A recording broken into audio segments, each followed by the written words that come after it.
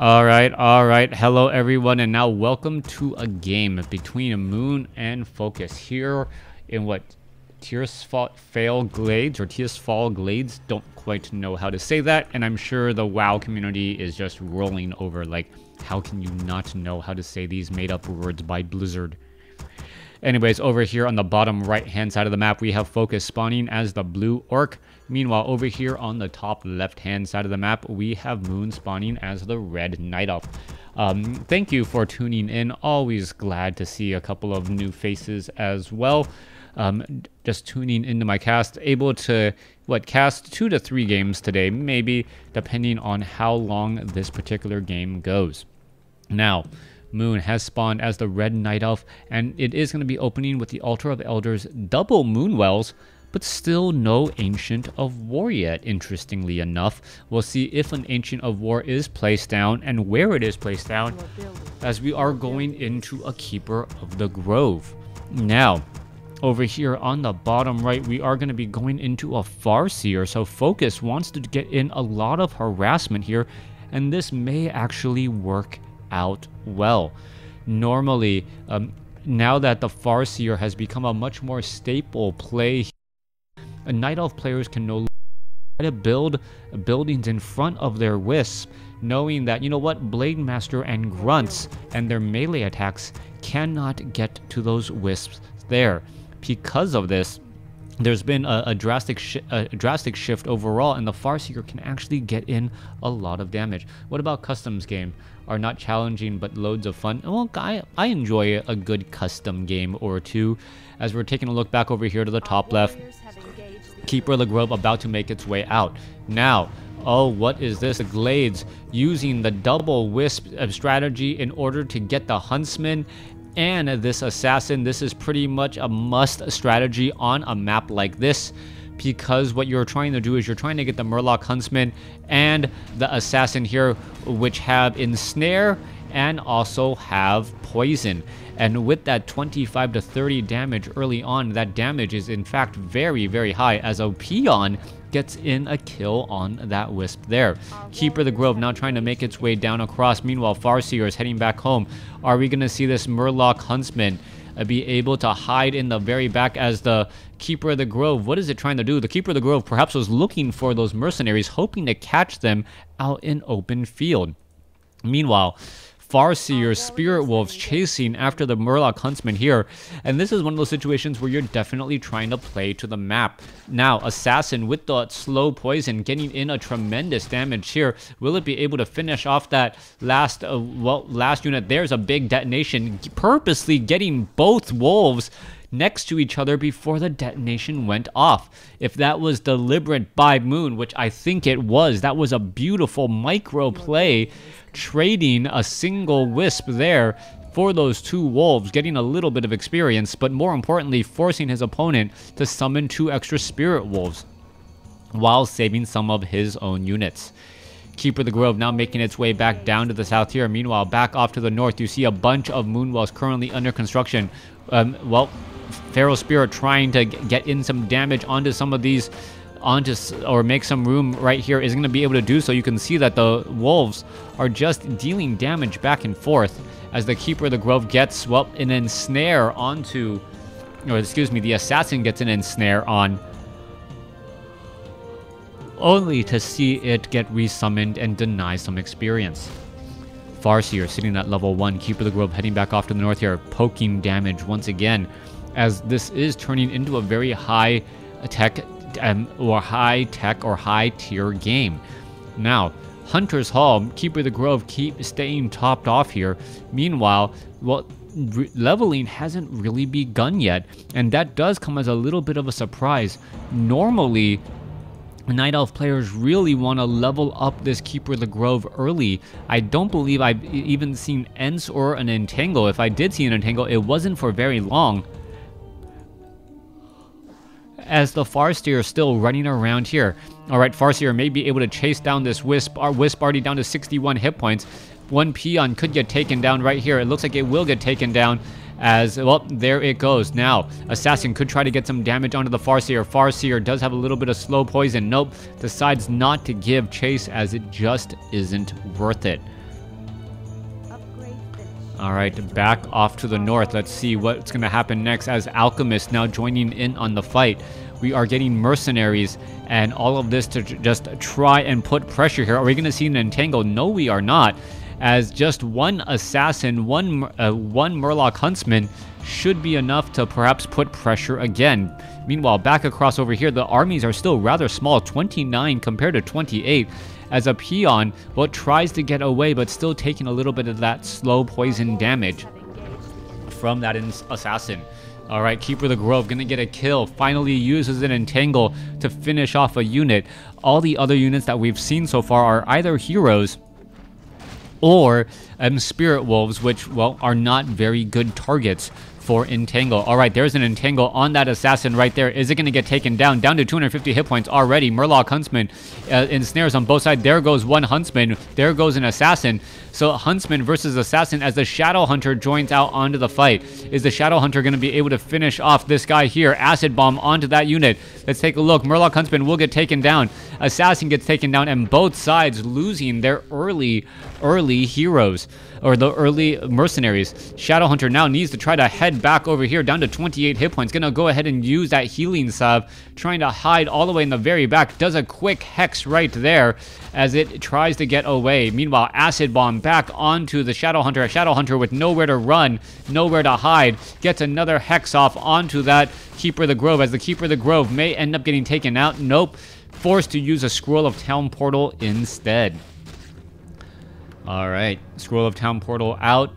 No experience given for the death, but that was a much more expensive option. We'll see who actually traded out better. Keeper of the Grove also forced to use all of his Moonwells to get back up to good health and good mana, as he was running relatively low. All right, let's take a look. Are we going to see the Alchemist now make its way over, try to hire up some additional units?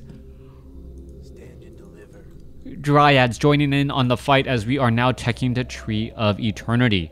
Back through the center, let's take a look. Wind Riders now in the fight here. You can see a little bit of, well, bash damage coming in from the Kobold Taskmaster, as the Farseer, well, unable to do very much. What is the Farseer's long-term strategy? Shadow Hunter low on mana, now needs to try to head off to the north. Feral Spirits now trying to head back as well. And I guess if you're trying to counter your opponent's Keeper of the Grove, going for air could be a viable option. Wind Riders, 3 of them already in the air. Are we going to be getting more and more bestiary double training Wind Riders? We're going to be up to 5 in a moment's notice. But at the same time, what the Farseer and the Shadow Hunter need are to do a lot of creeping. If they do not have any sort of level advantage, things are just going to go from bad to, or level equality, things are just going to go from bad to worse. 2-2 compared to 1-1 right now. We're looking at, well, a little bit of fighting here, trying to finish off some of these units. Wind Riders are going to finish off, well, there's that Kobold Taskmaster. Kobold Taskmaster getting all just stuck and caught up. There goes one. Farseer picks up, no, Shadow Hunter picks up a Book of the Dead. Scroll of Speed now being used in order to back and get away. All right, 2 of those Wind Riders very low on hit points. Slow cast on those Wind Riders, a reason to head back, as Book of the Dead quickly used over here on the Renegade Wizard Creep Camp instead. Now, you may be wondering why this is being used here instead of being aggressively used. Book of the Dead no longer drops nearly as many units, and, well, that can end up becoming a problem, as both the Farseer and the Shadow Hunter are just shy of level 2. Our warriors have engaged. Big deals indeed. If there is a level advantage going into the next fight, it does start to add problems. As you see, one Dryad quickly getting taken down. All right, Shadow Hunter does have a bit of healing wave, trying to come across multiple units here. Damage going across, as you can see, the Dryad's getting focused down rather quickly as well. There goes 1-2, trying to get in a little bit more damage, extra damage here, as the Chemical Raging Alchemist may not be able to get away. All right, continuing that fight here. Oh, tries to join back in on that fight again. Will it be able to get away? There's a Chain Lightning. And wow, the Chemical Raging Goblin Alchemist escapes at 29 hit points, gets some Moon Juice, and now uses a Moonstone in order to get a bit more mana. A little bit of an unlucky break there. A split difference would have been enough. Instead, well, is that Rune Bracers? Yeah, Rune Bracers picked up by the Shadow Hunter. Fountain of Health. Gonna go ahead and heal once more. Farseer is going to drop some units as well. You can see there is a big roar right there. Just going to finish off all of these units. As long as you're able to split damage onto some of these summoned units, your Fountain of Health will keep the Orc units alive. Farseer sitting at level 2, maybe getting to level 3 off of this creep camp, is going to be catching up to the Keeper of the Grove and the Alchemist. As you can see, the Shadow Hunter will get to level 3. The Farseer is actually a little bit ahead. And there you go. There's one level 3. There's 2 level 3s as the last Sasquatch will get taken down. All right, well, that Wind Rider should probably get out of that position there. Farseer, well, when you are fighting and your back up is up against a wall, but that wall is a Fountain of Health, might as well stick around and enjoy the view as Dryads are just getting picked apart there. 1, 2, 3 Dryads just constantly getting poked down here. That could potentially be a problem as the Dryad now down to 226 hit points. Meanwhile, coming back the other way, units are now trying to escape again. Shadow Hunter down to 875 hit points. It could be in a little bit of trouble trying to head back. Will it be able to get away? That is the question here as we have a Scroll of Healing on that Shadow Hunter again. Wind Riders heading back off to the north. Wind Riders are not upgraded. No upgrades at all. Dryads not upgraded either. No upgrades underway either. As we're going to take a look at, well, a little bit of fighting getting underway. All right, Acid Bomb from the Alchemist. Now he needs to try and get back again. And let's take a look at a Dryad could get taken down. There it goes. More damage being pushed through again as the Keeper of the Grove now needs to back up. All right, this is not looking good as there is just units constantly out of position. A bear now gets taken down. And with that, perhaps a handful of Dryads will get taken out as well. No slow poison, though, as the Dryads are able to head back. Back over here to the bottom left, you see an Alchemist trying to go up against Feral Spirit Wolf, the Alchemist with significantly more hit points, regenerating hit points faster because of that. Where are all of the units going next? Farseer looking to finish off the remainder of the wolves here. Kobold Tunnelers will get taken down. Wind Riders will get taken out as well. Where are all of these units trying to go? Farseer does have a potion, or not a potion, a greater health, or a health stone, excuse me. Health stone, coupled also with the Shadow Hunters, well, Khadgar's Gem of Health already up to 680 out of 875, very high on hit points. Now, what does Moon want to do next? Hi Argentina, how are you doing? Thanks for tuning in. Let's take a look now where all these units are going to be going. All right, Shadow Hunter quickly getting ensnared. That is a bit of a problem. Dryads, abolish magic, quickly remove those Spirit Wolves. Scroll of Speed now being used in order to escape back here. Farseer perhaps trying to get away. Shadow Hunter does have enough mana for a Healing Wave, and Healing Waves his army. Meanwhile, Chemical Rage on that Alchemist, but the Chemical Rage wears off after the run all the way home. Back down across. Let's take a look at what's happening next. We are going to be having the Alchemist now make its way back across here. Dryads with slow poison could finish off one Wind Rider down to under. Well, Healing Wave saves it just in time as it goes down to 187 hit points. Acid Bomb, however, still doing a bit of work there. All right, let's take a look. Acid Bomb trying to fight. Healing Wave. Do you have a Scroll of Healing? I'm not sure. Healthstone right there. There goes one Wind Rider. Dryads getting taken down as well. Shadow Hunter trying to engage in on this fight. Chemical Rage on the Alchemist comes to an end. Farseer gets up to level 4. Dryads are all just getting picked apart here. Hex, is it going to be able to perhaps try and get away? Wind Riders now joining in. Staff of Preservation. No Staff of Preservation. Potion of Invulnerability as the Dryads are still falling on both sides. 7 seconds of invulnerability will be coming to an end. Scroll of Town Portal instead as the Dryads there. One more volley should finish it off. Why not attack? That is more than enough. Hey, Red Warrior, how are you doing? All right. Wind Riders heading back over here to the bottom right. Where are all of these units going to try and go next? Shadow Hunter, Farseer on their way back off to the north. I do apologize if I get to 25 viewers right now. I'm not going to be able to stream again. I have to go pick up my daughters and take them to a couple of activities. Anyways, Dryads, Keeper of the Grove, Alchemist now making their way back off to the north. I'm fine. Thanks. Well, yep, all of that and more. Now, Farseer sitting at 4, Shadowhunter sitting at level 3.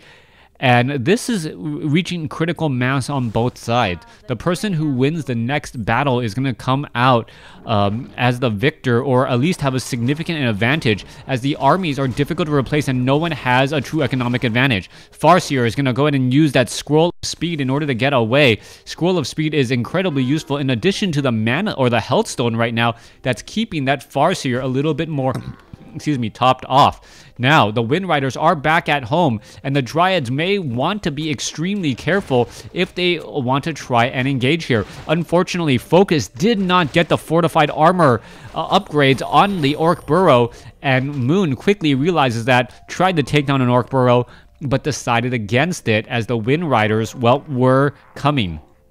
Wind Riders, however, suffered a big acid bomb setback. You can take a look how much damage was done.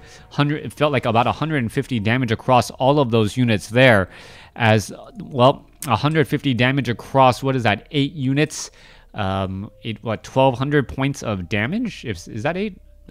That's 7. All right, so what is that? 1050 points of damage just from a single spell. Very, very powerful indeed, and that doesn't even account for the negative armor that could have, well, added more damage again. Wind Rider is going to go ahead and try and flank from a specific side, and as long as they're focus firing onto a single target at a time, they're going to be able to do a lot of damage. Healing Wave, Wind Rider's going to be able to focus fire much better since they are all grouped up right here, and this is a potential big creep jack. All right, who's coming out? Orc coming out 62 compared to 40-58. As you can see, damage point after damage point, all of the units are just getting taken down, and I don't believe Moon is going to be able to do very much. We see a quick entangle right there, but a Chain Lightning finishes off the Keeper of the Grove, and that should be the end of it.